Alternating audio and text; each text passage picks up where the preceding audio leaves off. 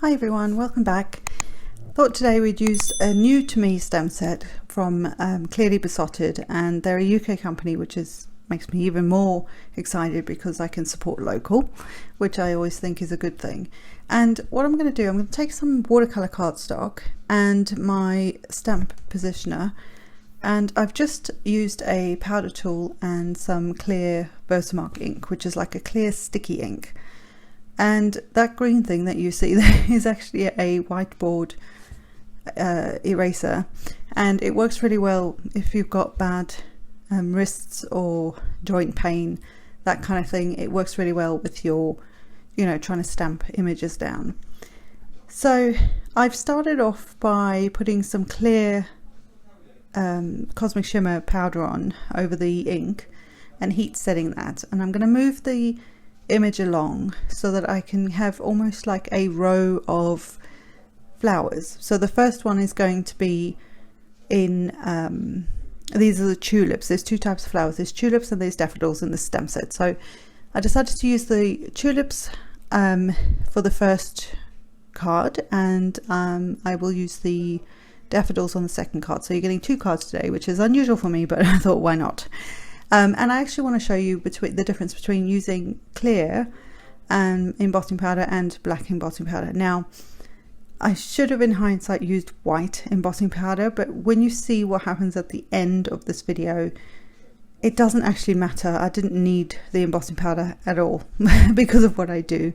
And in hindsight, this kind of, well, not hindsight, but this kind of evolved into what it turns out to be, because it wasn't actually what I planned, but I just kind of kept rolling with it, and I think sometimes you have to do that. And because I had my camera on, I thought I'd show you what I did in the end. So the main idea behind this was to heat emboss in either clear or white with one image, and then heat emboss with some black embossing powder on the other image, so that I could show you how to watercolor and the difference it makes by watercoloring in the exact same colors, but what difference it makes on whether you heat set in a white or clear as opposed to a black outline. So that was the main idea. That was the idea behind what I wanted to do. But then, like I say, it kind of evolved into something completely different that you will see in a bit. So I will still use my Distress Oxides and my Distress inks to to watercolor these images, but in a very different way to what I had originally thought I would do. So hopefully this is still kind of a fun thing to do and to see. It's probably a bit more artsy-fartsy than I was expecting it to be, and you'll see that at the end, but I still like it. I actually still like the way that they both turned out. I think I actually prefer the daffodil one as opposed to this one, but there's also a reason behind doing the color scheme I did.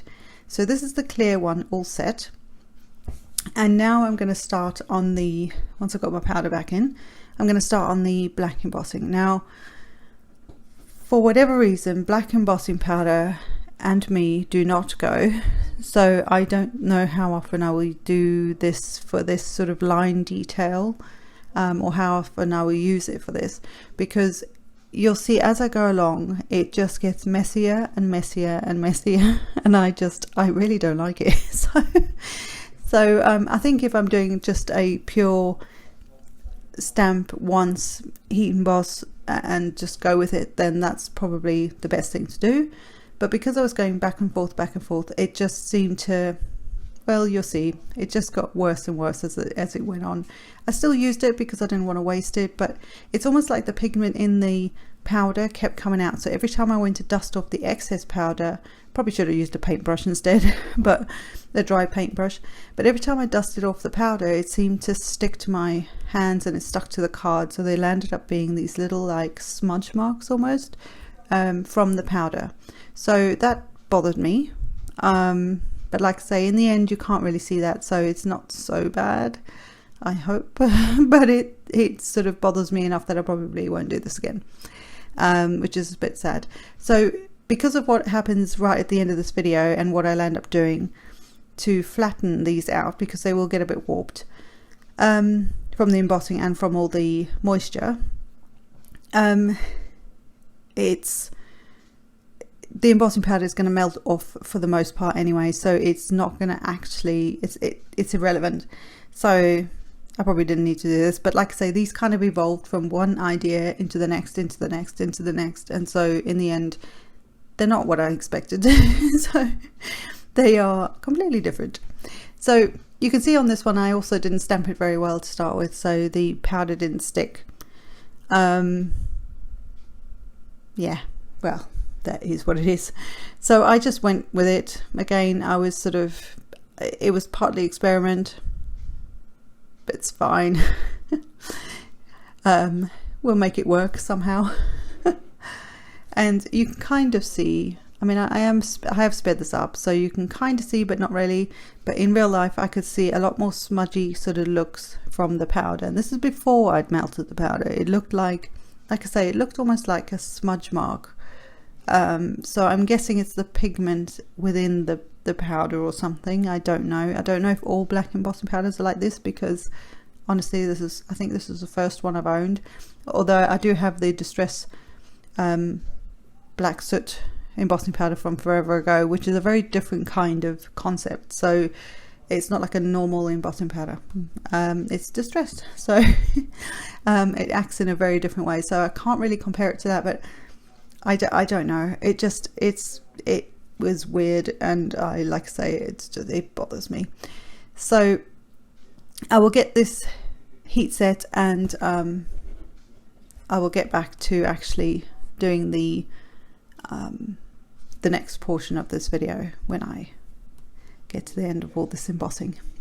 So I contemplated at this point, because I was quite upset about well, not upset, that's the wrong word, but I was quite sort of taken aback by how not so good this black embossing powder thing had worked for me.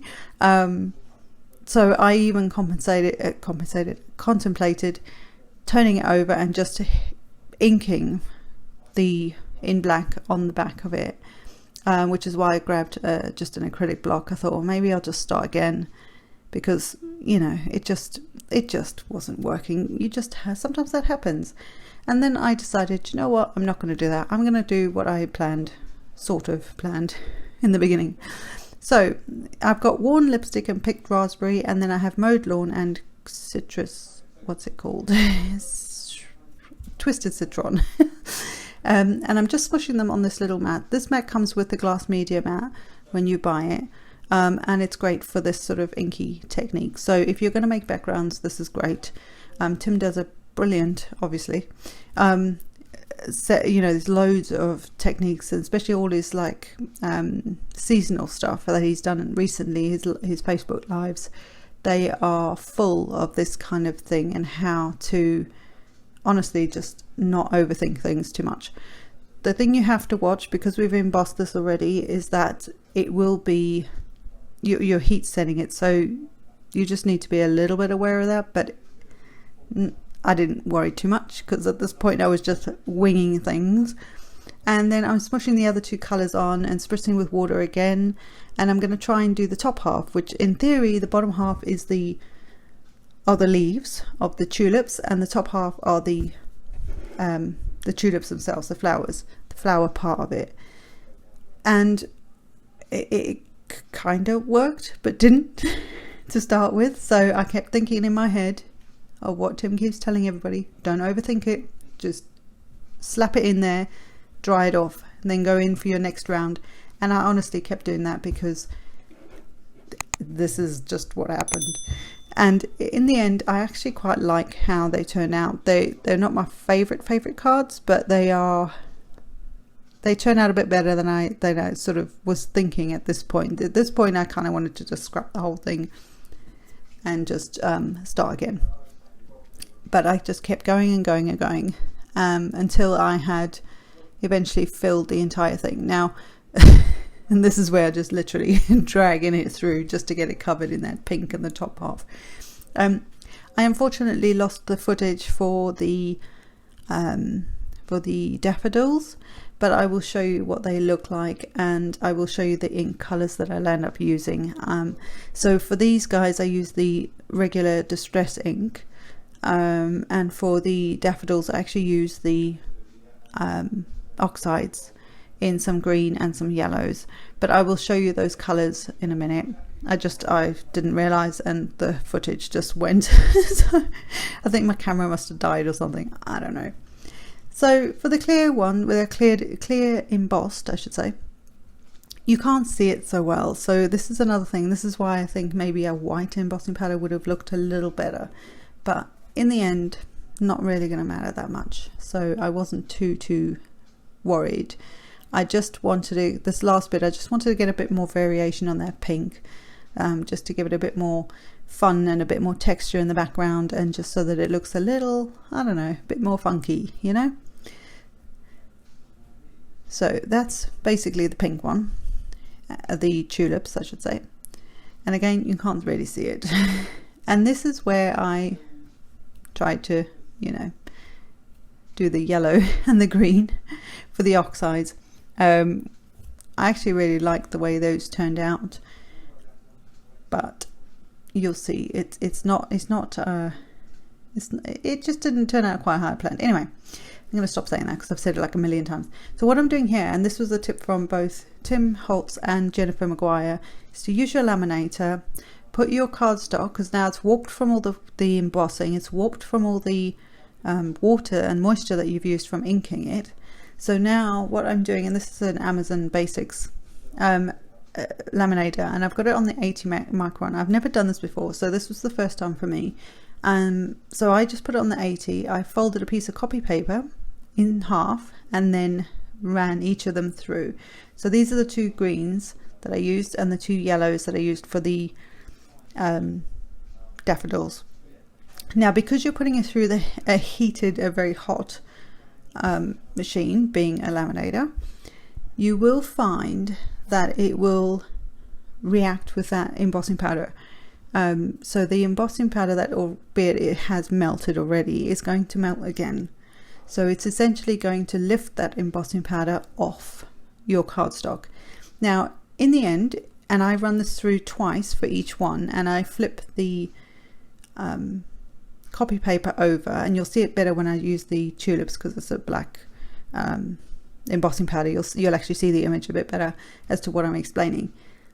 But what I do is I run it through once, then I take it out, and it is slightly stuck to it, but it will come off, so don't panic. And then I actually flip that round, so there's where some of the embossing powders come off, but look how much flatter it is. And that's the whole point of this. So I'm flipping that paper around so that the powder that's already come off from the first round is not going to come off the second round onto the same side. So I didn't want that existing embossing powder to then stick to the card again in a different place. I don't know if it would have, but that was just my thinking. So I then ran it through again, and it's even flatter. There's still some of the embossing powder on there, but it's just not as prominent, and it almost acts as a lift, like it's almost like it lifts it off there so that you then see the image a bit better. And it actually, in the end, that worked out quite good for what I needed it for, although I will go in and do something a little bit different in a minute because you still can't see those tulips very well. So I make a new plan with that one. But you'll see on this one with the daffodils how the embossing powder lifts off. So I've swapped that round and I'm sending it through again so that I can you know, flatten it even more, but again it will lift more of that embossing powder off. But it's not the end of the world. Didn't even think about that bit. I just wanted to flatten these little suckers, so I didn't even think at that point about the embossing powder. But of course that's what it will do, because it's essentially reheating what is already heated. So not the end of the world, but it flattened those pieces of cardstock quite nicely. And you can do this with anything, providing there's not lots of, like, if it's flat, with the exception of the embossing powder of course, but as long as it's flat, you can put it through there. If you've put loads of embellishments on there, don't try and do this, because I don't know what will happen to your embossing, to your card, as well as your machine. So, you know, at your own risk. So on the pink and green one, I decided to put best friend because my husband and I had pink tulips, at our wedding in pretty much that colour. So I decided the sentiment from that stamp set was apt because he is my best friend.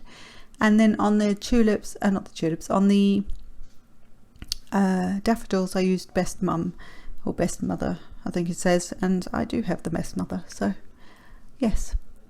So I can hear you all going, ah. So, and I get very emotional when I think and talk about this. I'm quite an emotional person. So anyway, so I decided to take some VersaFine Onyx Black ink and just go over roughly, slightly offset, the original sort of tulips, because they just weren't standing out, and these cards just did not work out the way I planned at all. So this is what I chose to do in the end for the tulips, and I actually quite like it. It is, like I say, they're a bit more artsy-fartsy than normal, than I was planning, but it's fine. And another reason for adding the ink was also because my sentiment's black, and it's the only black on the card for that one. The tulips, the daffodils were obviously a bit different anyway because they were embossed in black, so that made more sense. So I didn't have to do that. But for the tulips, it just lacked something. So my card bases are just white card bases. So I'm going to cover the front of them. I think these were just little cards I had. Either that or they were more A6 size, which is half of an A4. Well, a quarter of an A4, but half of an A4 cut in half. An A4 cut in half and then folded in half. Woo. So there is a little excess there, and I'm going to trim that off, and I'm actually going to add those extra pieces into the inside of the card just because I had them, and I'd taken quite a long time to do this, even though, you know, when you do well, so I decided to add those two little extras to the inside of the cards. I don't normally decorate the inside of my cards because, well, I just don't, but I figured why not. I had them, I didn't really want to waste them, you know, they were part of all that funky inking and smushing, ink smushing, I don't know what you call it, to create those sort of fun backgrounds. So I wanted to use them on the cards, and I thought I may as well do that. So I'm just gonna literally put a bit of tape on them and then stick them to the inside of the cards as a bit of extra decoration. You don't have to do this, I just had them, so I thought why not. And I will do the same with the pink one, and that's as difficult as this card gets. Obviously mine it took me a little, and I nearly tore it there.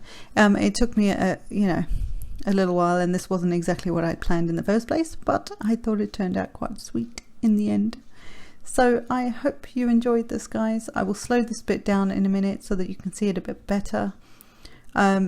I hope you've enjoyed this, and I hope that you try something like this. Hopefully yours will turn out better, but give that laminating thing a try, because that I think is really handy to know how to do, and how to